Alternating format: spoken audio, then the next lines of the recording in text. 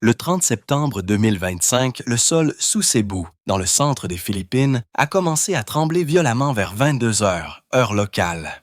Un tremblement de terre de magnitude 6,9, le plus puissant jamais enregistré dans le nord de Cebu, a traversé la province avec une force dévastatrice. Les bâtiments se sont balancés, les vitres se sont brisées. La panique s'est répandue comme une traînée de poudre dans les rues, alors que les habitants se précipitaient pour se mettre en sécurité. L'épicentre se trouvait à Bogo City et en quelques heures, le nombre de morts a commencé à augmenter. Au moins 69 personnes ont perdu la vie et plus de 240 ont été blessées. C'était le tremblement de terre le plus meurtrier que les Philippines aient connu depuis plus d'une décennie. Et le monde regardait avec horreur les équipes de sauvetage chercher désespérément des survivants dans les décombres. Mais alors que les secouristes se battaient pour sauver des vies, une autre forme de chaos éclatait en ligne. Samantha Markle, la demi-sœur arrangée de Meghan, s'est rendue sur X, anciennement connu sous le nom de Twitter, avec une série de messages explosifs qui ont envoyé des ondes de choc sur les médias sociaux. Son message était urgent, désespéré et incendiaire. Elle affirmait que son père, Thomas Markle, 81 ans, était piégé au 19e étage d'un immeuble aux Philippines après le tremblement de terre massif. Selon Samantha, il était incapable de marcher et complètement piégé, sans aucun moyen d'échapper à la structure endommagée. Les messages ne se sont pas arrêtés là. La rage de Samantha s'est déversée en temps réel pour que le monde entier la voie. Elle a écrit « Honte à ma sœur dégoûtante et diabolique d'avoir mis notre père dans cette position pour toujours. J'espère qu'elle sera maudite. » Fin de citation. L'attaque contre Meghan était vicieuse, publique et calculée. Samantha a ensuite enfoncé le clou avec un autre message qui disait « Honte à Harry et Meghan, qu'ils soient damnés. Il lui a tout donné, et c'est ainsi qu'elle le rembourse. » Fin de citation. Le blâme a été directement imputé à Meghan comme si elle avait personnellement causé le tremblement de terre ou orchestré la souffrance supposée de son père. En quelques minutes, le récit a explosé sur Internet. Les gros titres criaient que Thomas Markle était piégé dans une zone sinistrée alors que sa célèbre fille vivait dans le luxe en Californie. L'histoire avait tout pour plaire. Une catastrophe naturelle, un vieil homme fragile en danger, une trahison familiale et le drame permanent entourant Meghan Markle. Les sections de commentaires se sont enflammées d'indignation. Certains ont défendu Meghan, d'autres se sont ajoutés aux accusations. Le récit était établi. Thomas était impuissant, abandonné et souffrait à cause de la froideur de sa fille. L'inquiétude a afflué du monde entier. Les gens qui avaient suivi la saga de la famille Markle pendant des années ont soudainement craint le pire. Thomas était-il vraiment piégé? Était-il blessé? Les équipes de sauvetage l'atteindraient-elles à temps? L'image que Samantha a brossée était sombre. Un vieil homme incapable de bouger, coincé en hauteur dans un bâtiment après le tremblement de terre le plus puissant que la région ait jamais connu. Le drame semblait urgent, réel et déchirant. Mais au fil des heures, et alors que la poussière commençait à retomber, quelque chose ne collait pas. Et puis Thomas Markle lui-même a décidé de parler. Ce qu'il a révélé ensuite exposerait une vérité bien plus choquante que quiconque ne l'avait imaginé. Samantha Markle ne se contentait pas de partager son inquiétude pour son père. Elle utilisait une catastrophe naturelle comme une arme pour lancer une nouvelle attaque publique contre Meghan. Et Internet a gobé ça. Ses messages sur X n'affirmaient pas seulement que Thomas était en danger. Il blâmait explicitement Meghan pour sa situation difficile. Le sous-texte était clair. Si Meghan n'avait pas coupé les ponts avec son père, si elle ne l'avait pas abandonné, il ne serait pas aux Philippines en premier lieu. Il ne serait pas piégé. Il ne souffrirait pas. Dans le récit de Samantha, l'éloignement de Meghan avait directement conduit à ce moment de crise. Le message s'est répandu comme une traînée de poudre. En quelques heures, les grands tabloïds ont repris l'histoire. Les gros titres criaient que le père de la duchesse de Sussex était piégé dans une zone sinistrée par un tremblement de terre alors qu'elle restait silencieuse. Les plateformes de médias sociaux ont explosé de débats. La team Meghan a soutenu que Samantha avait une longue histoire de susciter des drames et de faire des affirmations non vérifiées. La team Markle says Markle a rétorqué qu'il s'agissait d'une urgence humanitaire et que la famille devait passer en premier, quels que soient les griefs passés. Les lignes de bataille ont été tracées et Internet est devenu une zone de guerre d'opinion. Le langage incendiaire de Samantha n'a fait qu'attiser le feu. Traiter Meghan de dégoûtante et de diabolique sur un forum public pendant que qui était censé être une urgence, mettant sa vie en danger, semblait calculé. Ce n'était pas seulement une fille inquiète pour son père, c'était un assassinat ciblé pour maximiser les dégâts, la malédiction qu'elle souhaitait à Meghan, la damnation qu'elle a invoquée sur Harry. Ce n'étaient pas les mots de quelqu'un qui paniquait simplement à propos d'un être cher en danger. C'était les mots de quelqu'un avec un agenda. Les observateurs de la famille royale et les supporters de Meghan ont immédiatement remis en question le moment et le ton. Pourquoi l'instinct premier de Samantha était-il d'attaquer Meghan plutôt que de coordonner les efforts de sauvetage? Pourquoi publiait-elle des tweets remplis de rage au lieu de contacter les services d'urgence aux Philippines? Si Thomas était vraiment piégé et incapable de marcher, la priorité ne devrait-elle pas être de lui venir en aide plutôt que de marquer des points contre Meghan sur les médias sociaux? Les questions se sont accumulées, mais le récit de Samantha avait déjà pris racine. Les médias ont relayé l'histoire. Certains l'ont présenté comme un drame familial tragique se déroulant dans le contexte d'une catastrophe naturelle. D'autres ont remis en question la véracité des affirmations de Samantha, soulignant ses antécédents de querelles publiques avec Meghan et sa plainte en diffamation rejetée. Mais l'exactitude n'avait pas d'importance sur le moment. L'histoire était trop juteuse, trop dramatique, trop parfaitement alignée sur la saga familiale Markle en cours pour être ignorée. Thomas Markle, l'homme qui avait manqué le mariage royal de sa fille, l'homme qui avait mis en scène des photos de paparazzi, l'homme qui n'avait jamais rencontré ses petits-enfants, se battait maintenant soi-disant pour sa vie, tandis que Meghan restait à un océan de distance. Le récit dépeignait Meghan comme froide, sans cœur et indifférente à la souffrance de son père. Il renforçait tous les stéréotypes négatifs que ses critiques avaient véhiculés pendant des années, et pendant un bref instant, il semblait que l'histoire pourrait coller. Mais ce que personne ne savait encore, c'est que toute la crise était construite sur une base de mensonges. Et la personne qui allait dénoncer ces mensonges était Thomas Markle lui-même. Alors que le monde sombrait dans la panique et que les messages de Samantha accumulaient des milliers de partages, Thomas Markle a décidé qu'il était temps de rétablir la vérité. Il a contacté TMZ et d'autres médias avec un message qui allait stopper tout le monde dans son élan. L'homme de 81 ans n'était pas piégé. Il n'était pas blessé.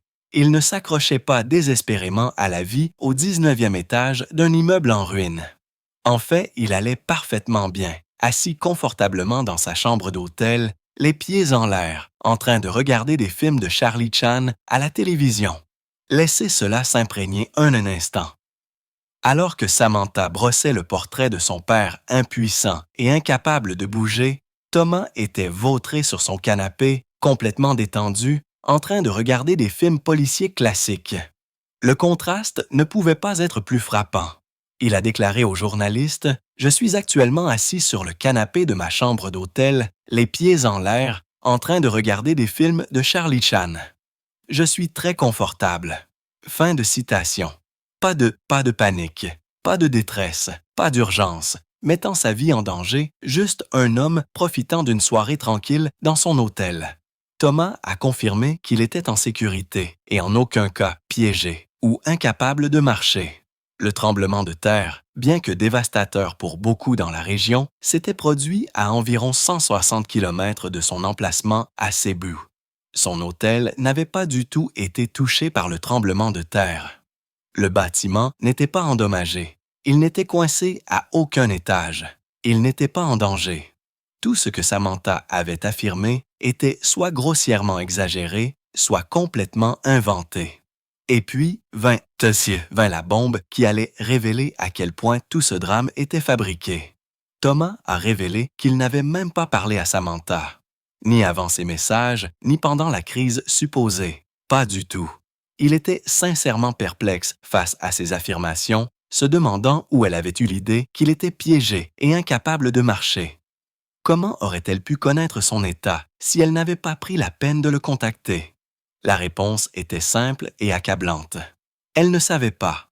Elle avait fait des suppositions, tiré des conclusions hâtives, ou peut-être même délibérément conçu un récit destiné à maximiser le drame et la sympathie du public, tout en attaquant simultanément Meghan.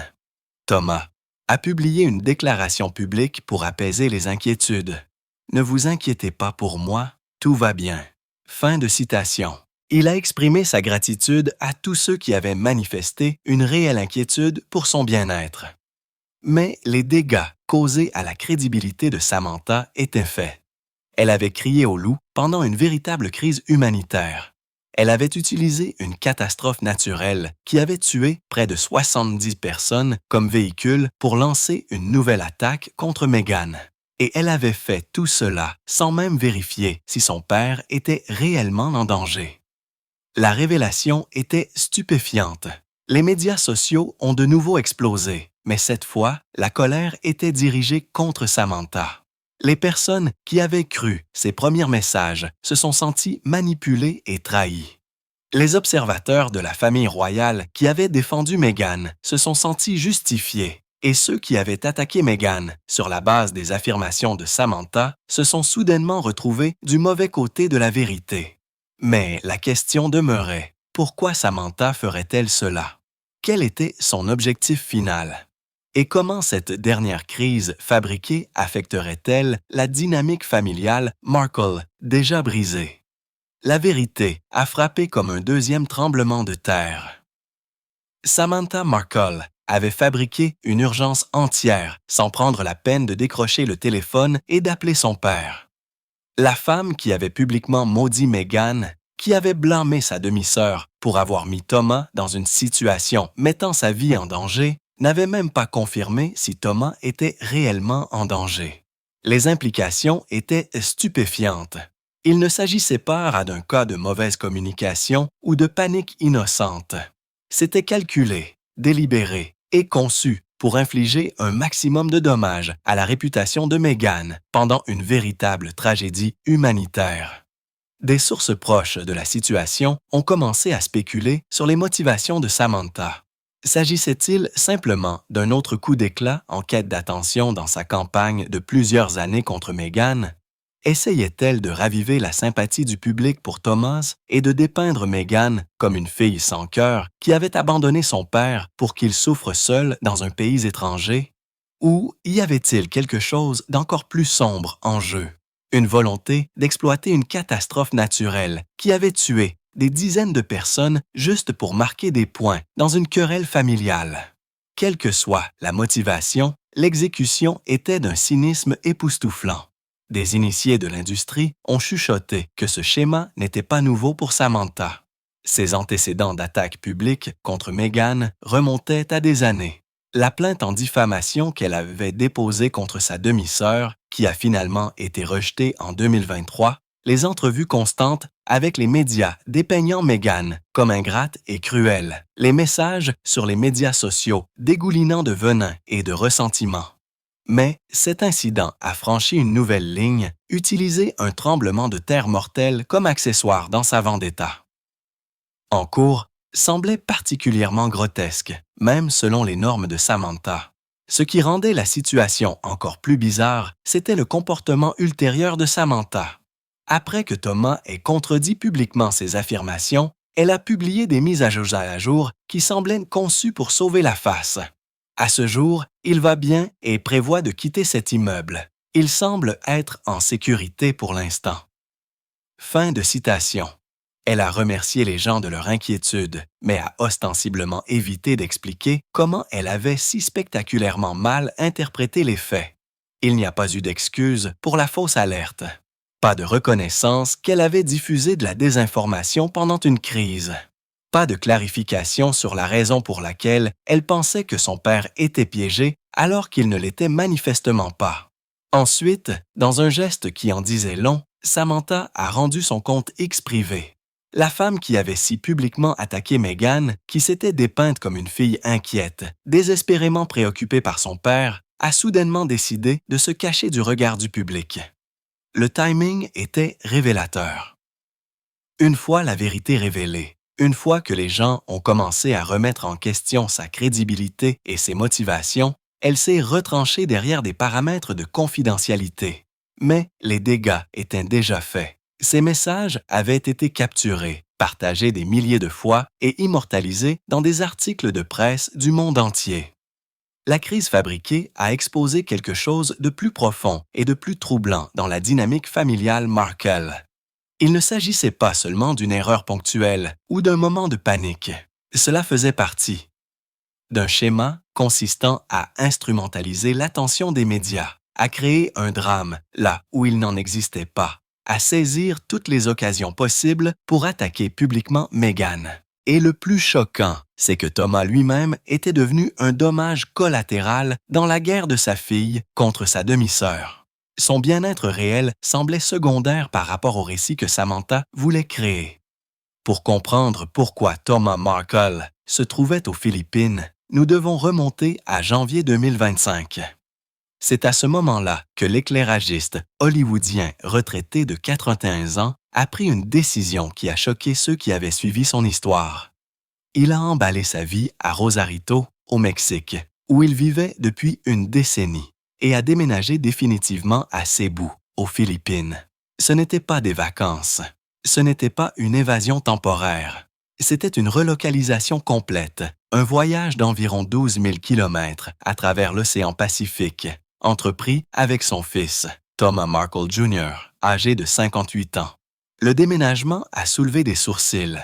Pourquoi un homme âgé, ayant des antécédents de problèmes de santé graves, déménagerait-il en Asie du Sud-Est? Pourquoi quitter le Mexique, un endroit plus proche des États-Unis et de sa fille arrangée, pour un pays situé à l'autre bout du monde? Thomas a répondu lui-même à ces questions dans des interviews avant et après le déménagement. Ses paroles brossaient le portrait d'un homme épuisé par le drame, désespéré de trouver la paix et prêt à recommencer à zéro dans ses dernières années. Je suis prêt pour un changement. Je me sens coincé dans une ornière depuis un certain temps et je suis prêt à rencontrer de nouvelles personnes et à faire l'expérience de la gentillesse. Fin de citation. Ces mots avaient du poids. Thomas ne parlait pas seulement de changer de décor. Il parlait d'échapper à un cycle de négativité, de cirque médiatique et de guerre familiale qui avait défini sa vie depuis que la relation de Meghan avec le prince Harry était devenue publique. Le terrible drame des dernières années, comme il l'a appelé, avait fait des ravages. À 41 ans, il voulait quelque chose de différent, quelque chose de plus calme, quelque chose qui n'implique pas de paparazzi, d'interviews dans les tabloïds et de surveillance publique constante. Thomas était encore plus direct quant à sa motivation première. Surtout, je veux juste la paix. Fin de citation. 3 mots simples qui en disaient long sur ce que sa vie était devenue. Il a expliqué qu'à son âge, il préférait une vie tranquille, loin du chaos, qui avait consumé ses dernières années en Amérique du Nord. Les Philippines offraient quelque chose que le Mexique et les États-Unis ne pouvaient pas offrir. Une véritable distance par rapport à la machine médiatique qu'il avait mâchée et recrachée à plusieurs reprises. Mais la décision n'était pas purement émotionnelle. L'Asie du Sud-Est offrait des avantages pratiques qui plaisaient à un homme dans la situation de Thomas. De meilleurs soins de santé à des prix plus abordables, une culture qui respecte et honore les personnes âgées plutôt que de les marginaliser, un style de vie paisible avec un coût de la vie inférieur. Pour quelqu'un qui a un revenu fixe et des problèmes de santé croissants, ces facteurs étaient importants. Thomas avait subi 2 crises cardiaques et un accident vasculaire cérébral ces dernières années. Sa mobilité était limitée. Il avait besoin de stabilité et d'un accès aux soins médicaux sans le fardeau financier qui accompagne souvent le vieillissement dans les pays occidentaux. Le déménagement était doux amer d'une autre manière. Thomas n'a apporté que quelques affaires avec lui, mais parmi elles se trouvait aussi fait des photographies de Meghan, de son enfance. Même après des années d'éloignement, même après toutes les querelles publiques et le silence douloureux, il portait toujours des images de sa fille à travers l'océan. C'était un petit détail qui révélait une vérité compliquée. Le désir de paix de Thomas n'effaçait pas son chagrin d'avoir perdu Meghan. Cela signifiait simplement qu'il était fatigué de se battre. La vie que Thomas Markle a abandonnée lorsqu'il est monté à bord de cet avion pour les Philippines était une vie marquée par les regrets, le scandale et la détérioration de sa santé. Sa décennie à Rosarito, au Mexique, n'avait pas été la retraite paisible qu'il avait peut-être imaginée autrefois. Au lieu de cela, elle est devenue le point zéro de l'un des drames familiaux les plus tristement célèbres de l'histoire royale moderne. Les photos de paparazzi mises en scène, le mariage manqué, les innombrables interviews dans les tabloïds, les crises cardiaques qui sont survenues au pire moment possible. Chaque chapitre semblait creuser le fossé entre Thomas et sa fille. Revenons à mai 2018, le moment qui a tout changé. Thomas était censé accompagner Meghan à l'hôtel lors de son mariage avec le prince Harry au château de Windsor. Le monde entier regardait. Cela aurait dû être son moment de gloire. Le père fier escortant sa fille dans la royauté.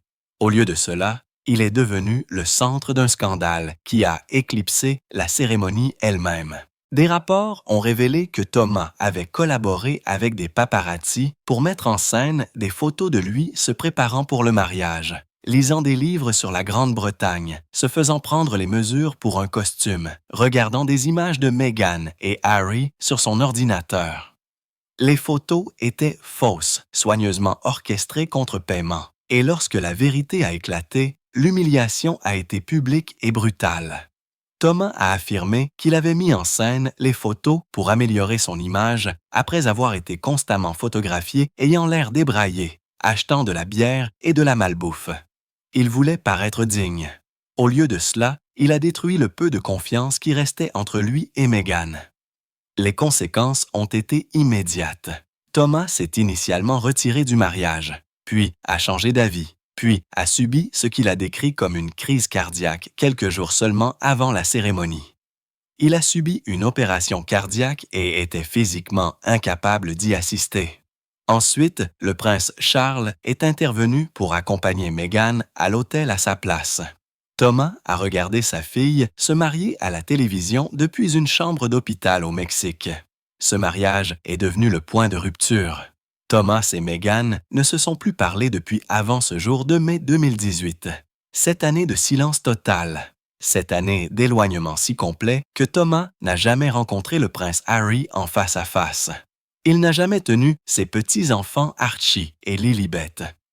Il ne sait pas à quoi ressemble leur voix. Il ne connaît pas leur personnalité, leur jouet préféré ou ce qui les fait rire et fait rire.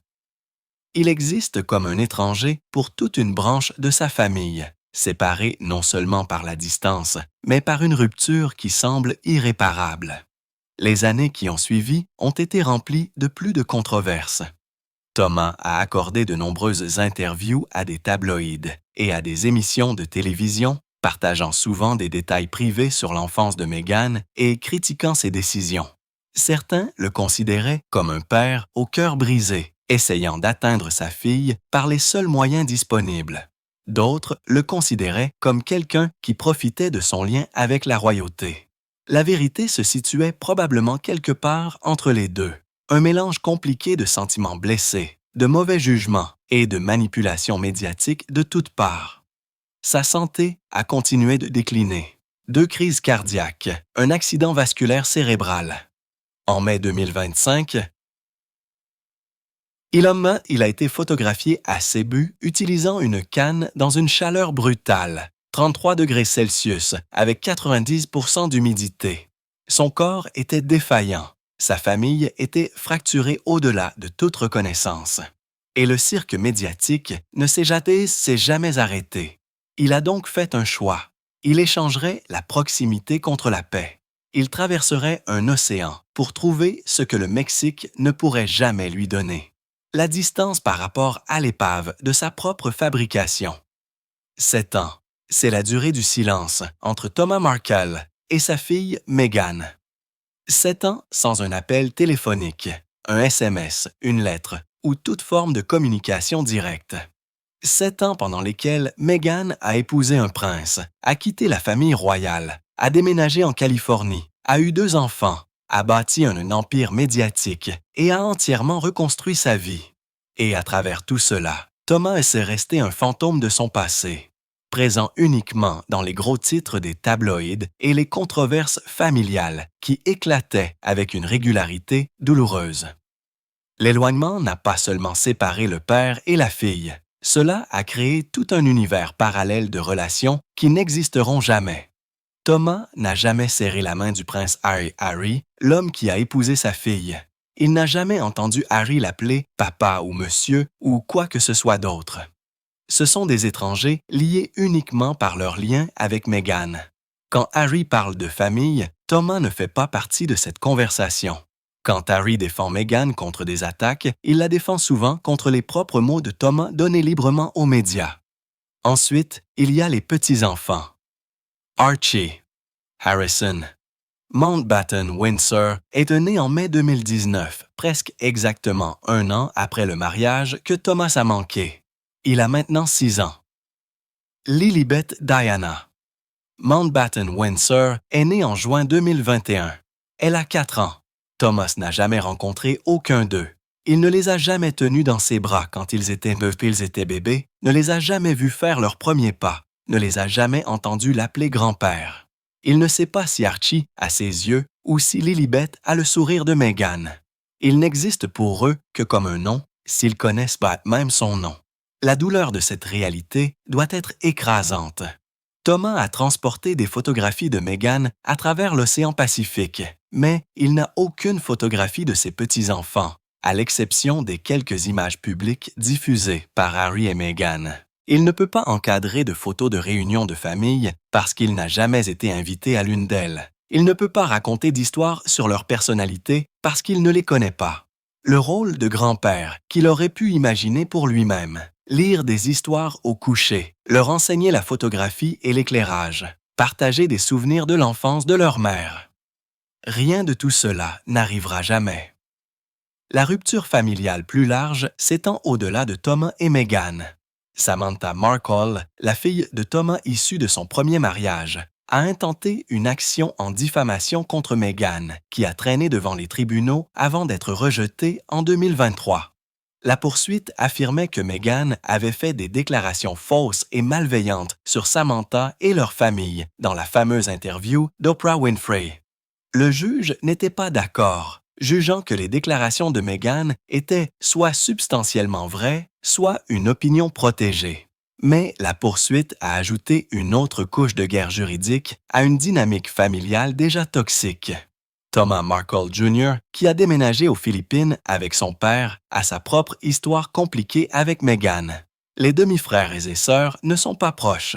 Tout le côté paternel de la famille de Meghan est devenu une source de douleur plutôt que de soutien.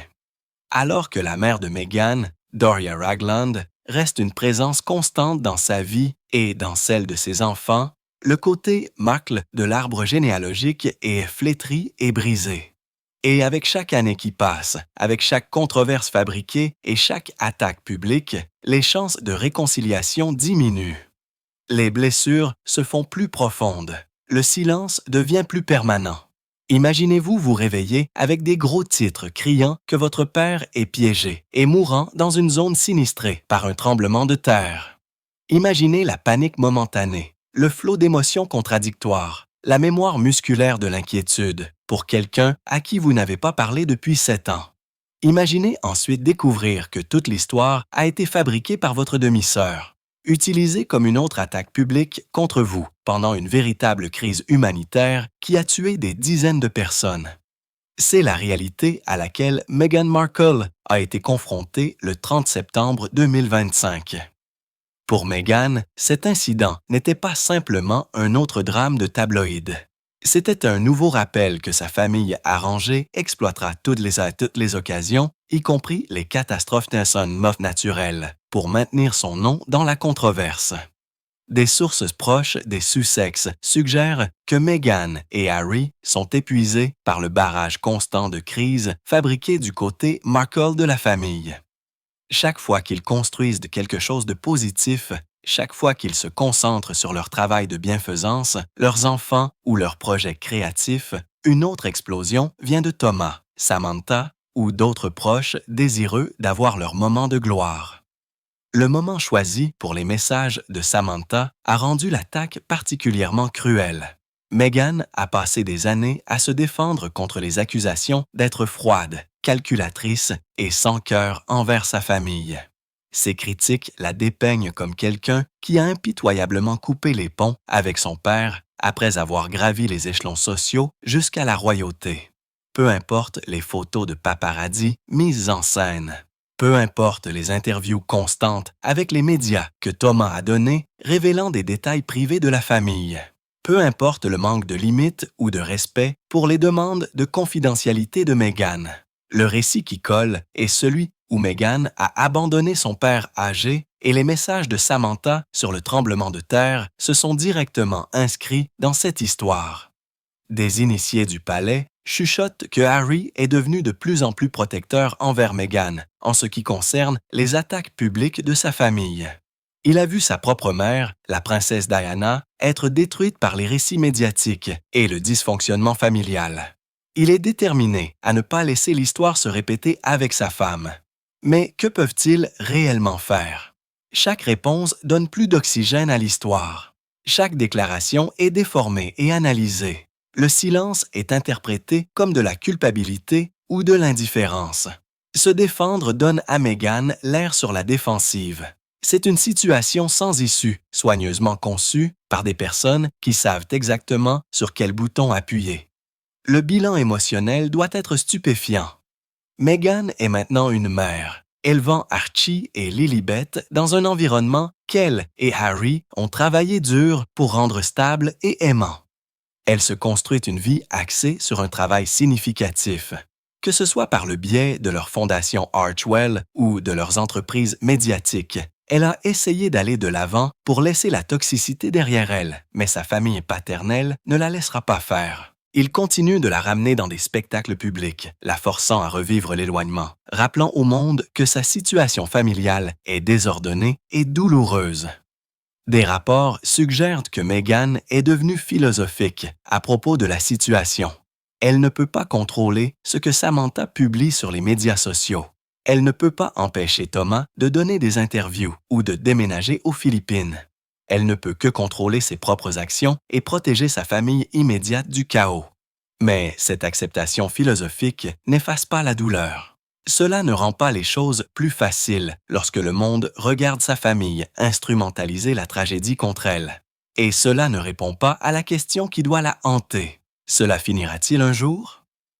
Cet incident du tremblement de terre n'est pas un événement isolé. C'est le dernier chapitre d'un schéma qui s'est répété avec une constance inquiétante depuis que Meghan Markle est entrée dans le domaine public. Le manuel de la famille Markle est devenu douloureusement prévisible. Créer ou exagérer une crise. Blâmer Meghan publiquement. Générer des gros titres et l'attention des médias. Collecter un paiement ou de la sympathie. Refuser de reconnaître lorsque l'histoire s'effondre. Ensuite, attendre la prochaine occasion de répéter le cycle. C'est épuisant à regarder et cela doit être anéantissant à vivre. Revenons sur le schéma. Mai 2018, Thomas met en scène des photos de paparazzi pour de l'argent, est démasqué, devient les histoires au lieu du mariage. Le récit devient celui de la famille embarrassante de Meghan plutôt que de son moment de conte de fées. Thomas passe ensuite des années à donner des interviews payantes à des tabloïds, révélant des conversations privées, partageant des photos d'enfance sans autorisation et se dépeignant comme le père. Lésé, désespéré de renouer avec sa fille ingrate. Chaque interview génère des gros titres. Chaque gros titre maintient le drame Markle en vie. Samantha suit un scénario similaire. Elle se positionne comme la diseuse de vérité, le membre de la famille assez courageux pour exposer le vrai caractère de Meghan. Elle écrit un livre révélateur. Elle intente une action en diffamation qui est finalement rejetée. Elle donne d'innombrables interviews affirmant que Meghan a fantomisé la famille après avoir atteint la célébrité. Elle crée un récit où elle et Thomas sont victimes de l'ambition impitoyable de Meghan. Lorsque la poursuite échoue, lorsque ces affirmations sont démystifiées, elle passe simplement à l'attaque suivante. Les messages sur le tremblement de terre s'inscrivent parfaitement dans ce schéma établi. Ce qui rend le schéma particulièrement insidieux, c'est la façon dont il exploite les émotions réelles et la douleur familiale réelle pour la consommation publique. Le chagrin de Thomas d'avoir perdu le contact avec Meghan pourrait être authentique. Son désir de rencontrer ses petits-enfants pourrait être réel, mais au lieu de traiter ses sentiments en privé ou de respecter les limites de Meghan ou d'examiner son propre rôle dans l'éloignement, il canalise tout dans des spectacles médiatiques. Samantha pourrait sincèrement se sentir protectrice envers son père. Mais au lieu de vérifier discrètement sa sécurité pendant un tremblement de terre, elle instrumentalise immédiatement la situation sur les médias sociaux avec un langage incendiaire conçu pour maximiser les dommages causés à Meghan. Les initiés de l'industrie qui ont regardé cette saga se dérouler pendant des années suggèrent que le schéma ne montre aucun signe d'arrêt. Tant que le nom Markle génère des clics, tant que les tabloïds paient pour des interviews, tant que les médias sociaux récompensent l'indignation par l'engagement, Thomas et Samantha ont intérêt à maintenir le drame en vie. Ils sont devenus des célébrités mineures à part entière, célèbres non pas pour leur propre réalisation, mais pour leur proximité avec Meghan et leur volonté de se quereller publiquement avec elle. C'est une forme amère de célébrité, mais c'est néanmoins une célébrité. Les commentateurs royaux notent que même la famille royale britannique, avec tous ses dysfonctionnements et ses scandales, voit rarement ce niveau de guerre familiale soutenu se jouer dans les tabloïds. Les Markles ont transformé l'éloignement familial en une petite industrie. Chaque anniversaire que Meghan célèbre sans contact devient une histoire. Chaque étape qu'Archie et Lilibet franchissent sans rencontrer leur grand-père devient un autre angle. Chaque apparition de Harry et Meghan est analysée à travers le prisme du drame familial. Le schéma est devenu si bien ancré qu'il est difficile d'imaginer comment il pourrait être brisé, à moins d'un silence complet de toutes les parties, ou d'une réconciliation qui semble de plus en plus impossible. Thomas Markle est assis dans sa chambre d'hôtel à Cebu, regardant des films classiques, cherchant la paix qu'il a fui pendant près d'une décennie. Il est à 12 000 kilomètres de sa fille, vivant dans un pays où il espérait échapper au terrible drame qui a défini ces dernières années. Mais même à travers un océan, même dans un endroit où il est censé prendre un nouveau départ, le chaos le suit. Pas à cause de quelque chose qu'il a fait cette fois-ci, mais parce que sa fille, Samantha, l'a ramené sous les projecteurs avec des affirmations fabriquées pendant une catastrophe naturelle meurtrière. La question maintenant est de savoir si Thomas finira par tracer une ligne. Va-t-il se distancer publiquement des tactiques de Samantha? Va-t-il reconnaître que le message de Samantha sur le tremblement de terre a franchi une limite qu'il ne peut même pas défendre? Ou restera-t-il silencieux, permettant au schéma de se poursuivre sans contrôle? Sa réponse ou son absence de réponse en dira long sur le fait qu'il veut vraiment la paix, ou qu'une partie de lui a encore envie d'attention, même si cela se fait au détriment de Meghan. Pour Samantha, les conséquences de sa fausse alerte restent floues. Elle a rendu son compte de médias sociaux privé, se cachant effectivement du contre-coup. Mais y aura-t-il une véritable responsabilisation? Les médias cesseront-ils de lui donner des plateformes pour des interviews alors que sa crédibilité a été si complètement détruite? Ou la prochaine crise fabriquée sera-t-elle juste au coin de la rue avec des tabloïds désireux de publier toute affirmation incendiaire qu'elle fera? Que la vérification des faits soit damnée. Le cynique en chacun de nous connaît la réponse. Tant que le nom Markle vendra des journaux et générera des clics, Samantha aura un microphone. Quant à Meghan, la voie à suivre ressemble beaucoup à ce qu'elle est depuis 7 ans. Continuer à construire sa vie avec Harry et leurs enfants. Continuer à travailler sur des projets qui comptent pour elle. Continuez à maintenir les limites qui protègent sa santé mentale et le bien-être de sa famille. Continuez à endurer les attaques publiques de personnes qui partagent son ADN mais pas ses valeurs. L'éloignement qui a commencé avec une photo mise en scène et un mariage manqué s'est calcifié en quelque chose qui semble permanent. La réconciliation exigerait une responsabilisation, un remords sincère, le respect des limites et une volonté de cesser d'instrumentaliser la douleur familiale pour la consommation publique. Rien de tout cela ne semble probable. Des initiés du palais spéculent que Harry et Meghan ont fait la paix avec la réalité que certaines relations ne peuvent passer par être sauvées. Toutes les histoires de famille n'ont pas une fin heureuse. Parfois, le choix le plus sain est la distance. Même lorsque cette distance est critiquée et mal comprise, parfois protéger vos enfants des dynamiques toxiques compte plus que de maintenir des liens avec des personnes qui vous blessent à plusieurs reprises. C'est une vérité douloureuse, mais c'est néanmoins une vérité. L'incident du tremblement de terre finira par disparaître des gros titres. De nouveaux scandales émergeront. Le nouveau cycle ira de l'avant, mais le schéma restera intact, attendant la prochaine occasion de se répéter. Thomas continuera sa vie tranquille aux Philippines, portant des photographies d'une fille qu'il ne connaît plus. Samantha continuera à trouver des raisons d'attaquer Meghan publiquement. Et Meghan continuera d'aller de l'avant en construisant une vie définie non pas par la famille qui a rejeté ses limites, mais par la famille qu'elle a créée avec Harry, Archie et Lilibet. La vérité que Thomas a partagée des Philippines n'a pas choqué le monde de Meghan. Cela a simplement confirmé ce qu'elle savait déjà. Certaines blessures ne guérissent pas sans pas. Certains silences ne peuvent pas être rompus. Et parfois, les personnes qui partagent votre sang sont celles que vous devez laisser derrière vous. Alors, qu'en pensez-vous? Thomas pourra-t-il un jour vraiment trouver la paix qu'il recherche alors que sa famille continue de créer le chaos autour de lui? Samantha devra-t-elle un jour faire face aux conséquences réelles d'avoir utilisé une catastrophe naturelle comme une arme? Et existe-t-il une voie à suivre pour la famille Markle qui n'implique pas plus de douleurs publiques et de drames fabriqués? Laissez vos pensées dans les commentaires ci-dessous. Aimez et abonnez-vous et restez à l'écoute, car la prochaine vidéo vous attend et vous ne croirez pas ce qui s'en vient.